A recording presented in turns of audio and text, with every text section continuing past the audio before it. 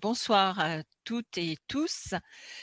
Zulf Lawen, salam alaikum à toutes les personnes et à tous les amis de l'Algérie, toutes les personnes qui s'intéressent à notre activité politique en tant que comité de citoyens algériens en France. Nous organisons donc notre 3e conférence où nous vous faisons partager donc nos réflexions, et on va commencer par les faits marquants de la semaine, de la situation actuelle.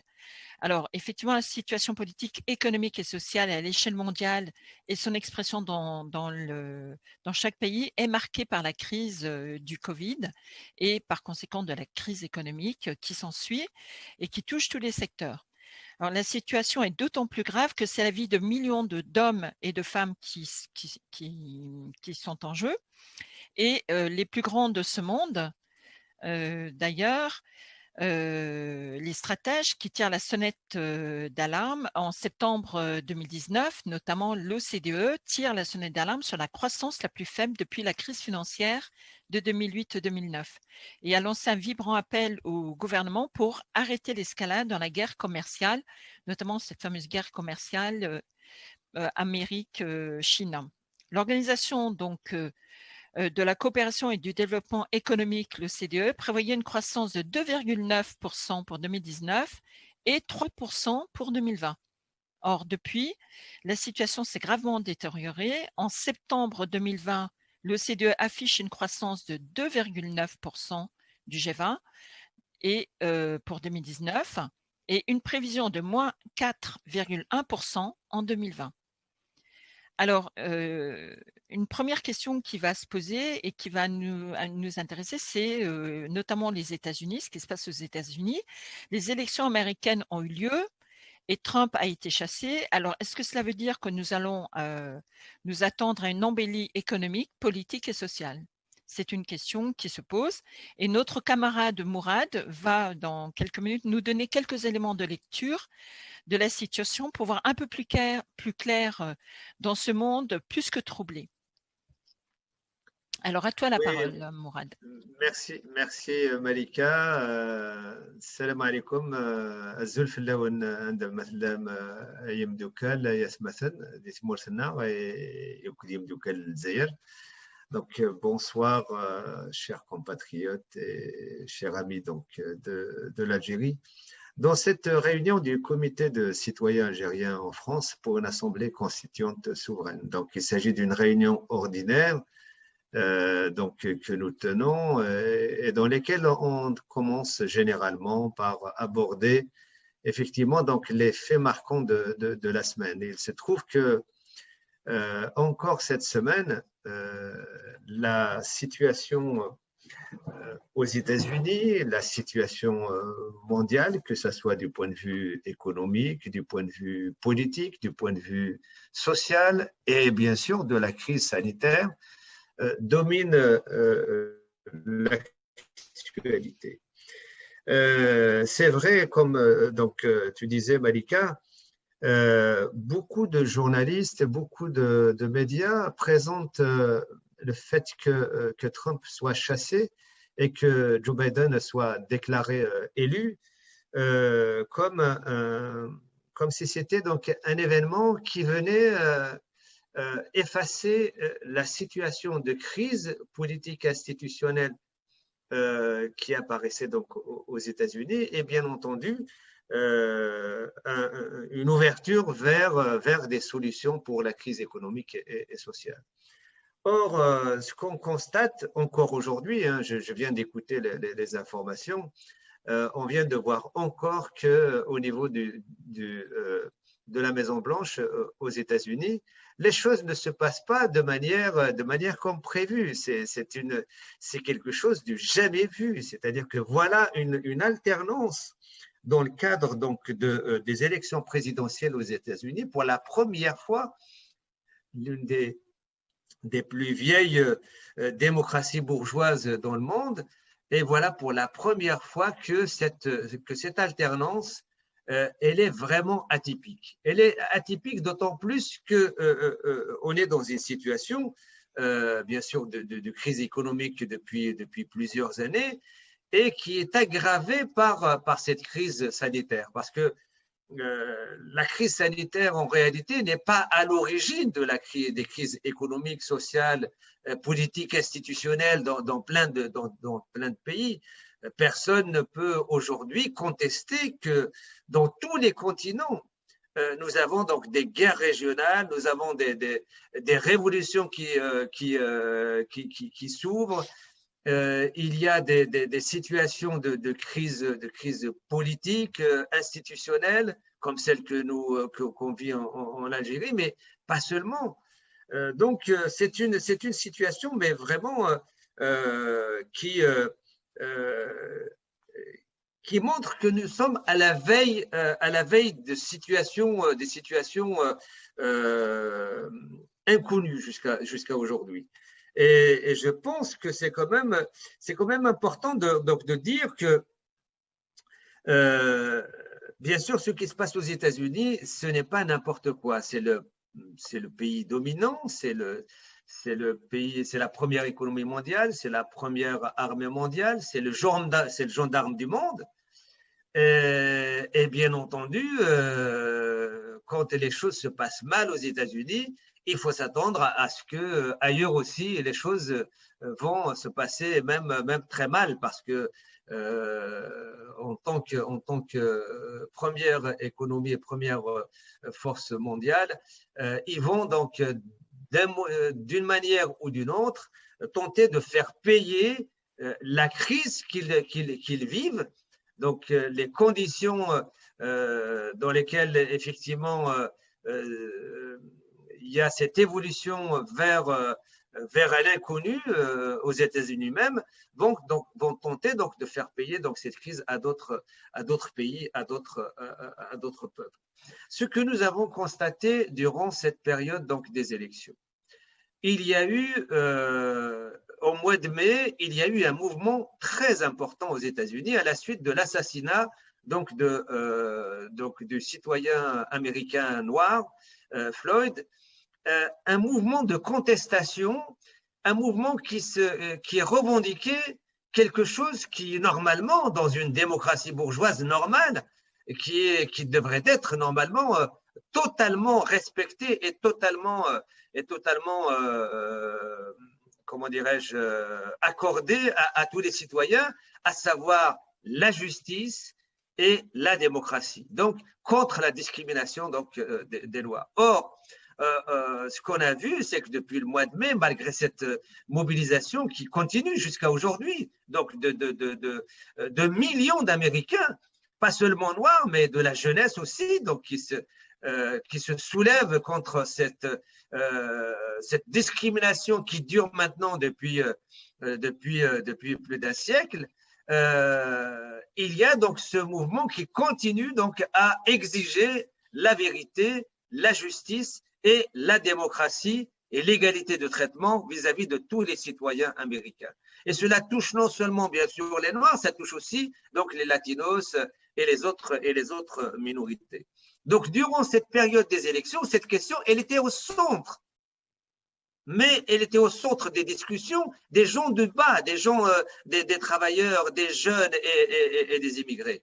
Par contre, les deux candidats, à aucun moment, ils n'ont donc abordé donc chacun de son côté donc les solutions qu'ils comptent mettre en œuvre pour régler cette question. Parce que cette question de discrimination est une question fondamentale qui mine aujourd'hui donc les États-Unis. Deuxième chose, durant ces élections aussi, on a constaté donc différents secteurs d'activité, surtout donc dans l'enseignement, mais surtout dans la santé, mais aussi dans l'automobile et dans l'industrie aux États-Unis.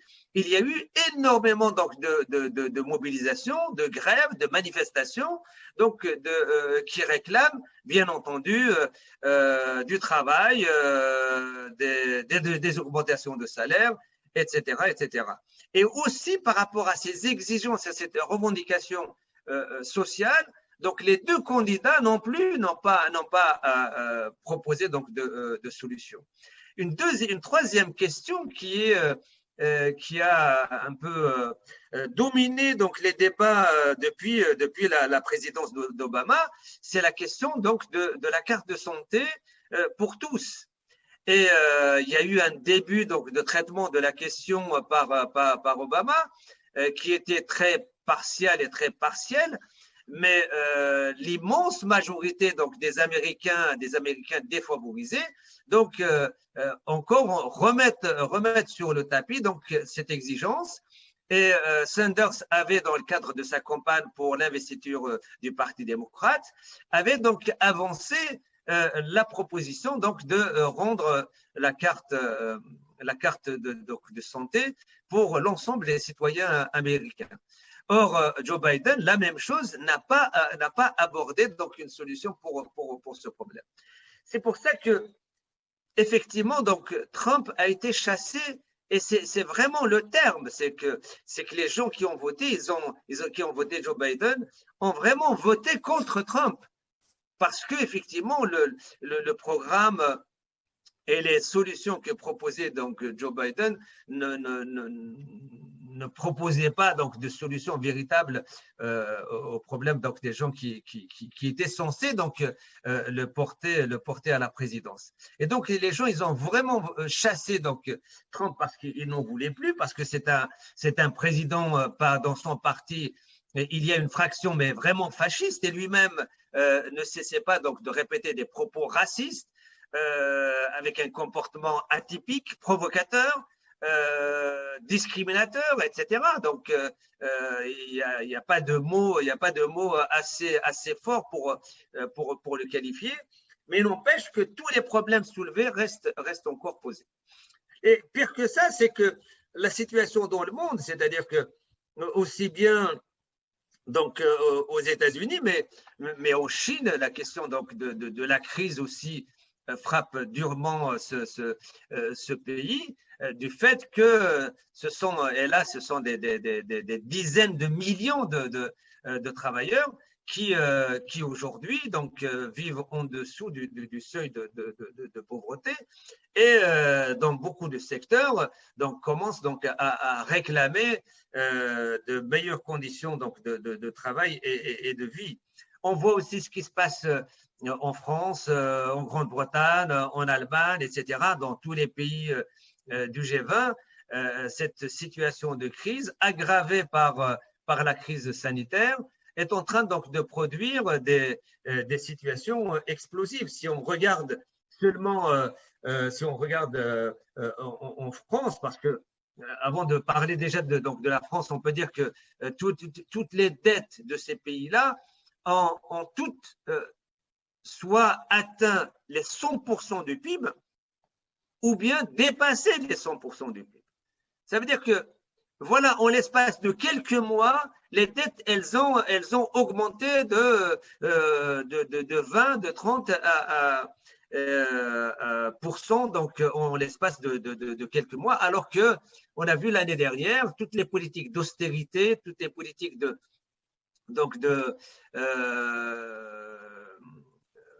comment dirais-je, des attaques contre les acquis ont été portées sous l'excuse qu'il fallait absolument rembourser la dette. Et alors, voilà que maintenant, donc, dans cette...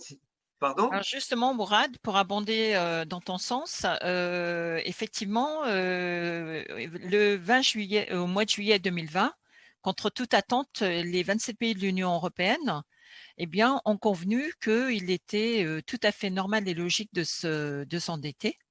Alors, ça, à contrario des plans d'austérité qu'ils ont imposés pendant des décennies au peuple européen. Et alors, je pense que tu as entendu parler, vous avez entendu parler du fameux plan de relance de 750 milliards d'euros qui devait s'adjoindre au plan pluriannuel 2021 à 2027 de l'Union européenne. Ce plan pluriannuel qui est de 1074 milliards d'euros. Et pour rebondir avec l'actualité, faire jonction avec ce qui se passe aux États-Unis et la pensée politique de Trump, en Europe aussi, on a des pays pro-atlantistes comme la Pologne et la Hongrie qui ont fait savoir dès le printemps, avant les négociations, que de toute façon, si tout au moins, l'Union européenne est très attachée à certains principes d'état de droit et il s'avère que ce sont deux pays qui ont des premiers ministres, qui ont des politiques qui ne respectent pas l'état de droit tel que l'Union européenne la conçoit, c'est-à-dire en priorité une indépendance de la justice, des respects de droits fondamentaux. Et il vient de survenir là cette semaine, le 16 novembre 2020, ces deux pays ont refusé de voter le budget pluriannuel de l'Union européenne. Donc, on se retrouve dans une situation où tout est bloqué pour l'instant. Bon, ça va certainement se débloquer, mais ça aggrave effectivement la situation économique. Ça risque d'aggraver la situation économique et financière de cette région. Et surtout, il faut le souligner, c'est assez flagrant. À cause de la Covid, eh bien, d'un seul coup, l'Union européenne trouve tout à fait normal de s'endetter de 750 milliards d'euros. Et pour vous dire également, c'est que la présidente de la Banque centrale européenne, qui est Christine Lagarde, qui était précédemment présidente du FMI, eh bien là, elle a fait un appel urgent jeudi 19 novembre en demandant absolument à ce que ce plan de relance soit mis en place. Voilà, je te laisse poursuivre et conclure ta question, si tu veux bien. Oui, donc…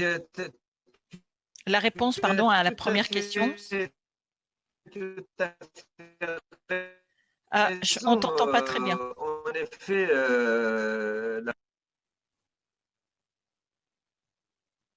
Mourad, on ne t'entend pas très bien là. On t'a perdu.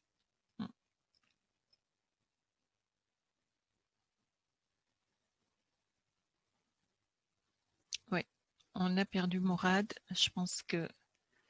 Ouais, c'est la connexion. Voilà Mourad, coucou, reviens. Ouais. Bon. Oui, je voulais juste rajouter, tu as tout à fait raison, Malika, en effet. Donc, et il y a aussi donc en France, parce que beaucoup dans notre pays, surtout en Algérie, c'est les gens qui nous regardent, peut-être ne savent pas que la situation de paupérisation en France, elle devient alarmante. C'est-à-dire qu'en moins d'une année, il y a une augmentation de près d'1 million de personnes qui rentrent je dirais qui viennent donc se rajouter donc aux 9 millions donc de personnes, de citoyens qui vivent en dessous du seuil de pauvreté, c'est-à-dire qui rentrent dans le cadre donc des pauvres qui sont en France. Et il y a aujourd'hui, on attend en France, compte tenu justement des conséquences de cette crise et de la crise sanitaire, vers quelque chose comme 800 000 chômeurs qui sont attendus d'ici une année, avec donc toutes les conséquences sur la vie sociale donc de familles entières, que ce soit par rapport au logement, au transport et même donc à la vie tout court. Enfin, voilà, donc c'est une situation explosive dans laquelle effectivement déjà des pays développés donc se retrouvent, et des pays bien sûr qui sont encore plus fragiles et sont au bord de l'explosion, comme ce qu'on a vu effectivement donc au Liban. Et il y a juste un dernier point donc avant de laisser donc la parole à Malika. Donc cette semaine donc au Pérou, la dernière fois donc on avait déjà parlé donc de ce qui s'est passé au Chili, un soulèvement comme en Algérie, avec un processus révolutionnaire ensuite qui s'est développé sous forme donc d'une coalition de syndicats, de partis, etc., qui ont exigé un changement de régime, un changement de système, parce que donc au Chili, les vestiges donc du fascisme de Pinochet donc étaient encore dans les institutions, et qui aboutit donc à une élection pour changer complètement la Constitution dans le cadre d'une convention constituante. Cette semaine, il y a eu donc au Pérou un changement donc à partir donc du Parlement qui a donc changé de président suite donc à cette, on peut dire à ce entre guillemets à ce coup d'État. Donc une mobilité a été remplacée par quelqu'un d'autre qui était proche donc de la droite, de l'extrême droite, Donc, suite à la mobilisation donc, de millions donc, de Péruviens en l'espace d'une semaine, donc ils ont utilisé ce qui m'a frappé. Bon, j'ai pas eu beaucoup d'éléments encore, mais ce qui m'a frappé, c'est le mot d'ordre qui était donc utilisé par les citoyens péruviens: dégagez tous, et c'est tous. Donc, c'est exactement comme disaient donc nos citoyens, donc nos compatriotes en Algérie, Itn Haouga, ou bien comme disaient donc les Libanais, El Kol, El Kol, El Kol. Donc, il y a vraiment un processus qui est en train donc de prendre de l'ampleur à l'échelle mondiale. Donc, de cette volonté donc des peuples opprimés, donc à vouloir donc dégager les systèmes en place, des systèmes donc de discrimination, des systèmes de l'arbitraire et des systèmes d'exploitation. D'accord. Ouais. Voilà un peu.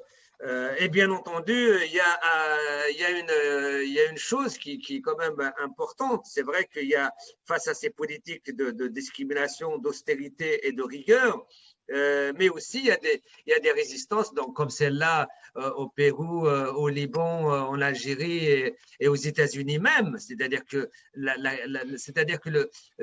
dans ce processus donc d'affrontement entre les puissances dominantes et les couches dominantes et la résistance donc des peuples et des travailleurs dans le monde entier, je pense que ce processus est vivant. On vient de vivre aujourd'hui en France, malgré le confinement, malgré les interdictions, donc des manifestations importantes contre la loi liberticide que voulait donc le projet de loi liberticide contre la presse, contre la démocratie. Hein. C'est vraiment un projet de loi qui vient donc remettre en cause des aspects importants donc de la démocratie. Et donc voilà, donc des mobilisations contre ce projet de loi, comme aussi il y a des mobilisations dans d'autres pays. Oui, alors Voilà, justement, merci Mourad. Alors justement, à propos de ce projet de loi auquel tu fais allusion, ben, c'est la loi de la sécurité globale.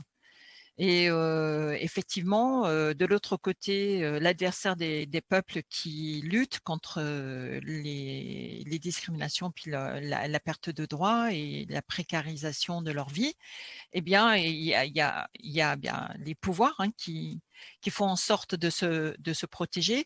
Et en France, cette loi de sécurité globale, elle est extrêmement contestée parce que finalement, cela va permettre un peu de dissuader les manifestations, les contestations à l'avenir, parce que effectivement, la situation économique et sociale en France n'est pas très bonne.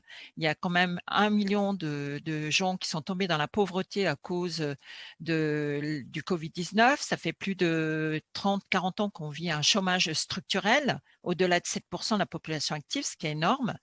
Et donc, cette loi de sécurité globale, alors je vais vous donner les grandes lignes parce que c'est extrêmement important. Ça vraiment, on peut par la suite y réfléchir. Alors déjà, on ne veut pas investir sur un État, sur une police publique. On va s'appuyer sur la police municipale et notamment, on va recourir aux sociétés privées de sécurité qui pourront embaucher des fonctionnaires de policiers. Donc, c'est une sorte de privatisation de la sécurité des citoyens et rien ne garantit que l'état de droit sera garanti. Également, l'incursion des images aussi, des caméras piétons. Donc, désormais, il est prévu dans les manifestations que les fonctionnaires disposent de caméras et il est prévu qu'ils puissent les exploiter en temps réel. Cela veut donc dire que à tout instant, des policiers peuvent décider d'arrêter tel militant, tel manifestant parce qu'il contrevient à l'ordre public.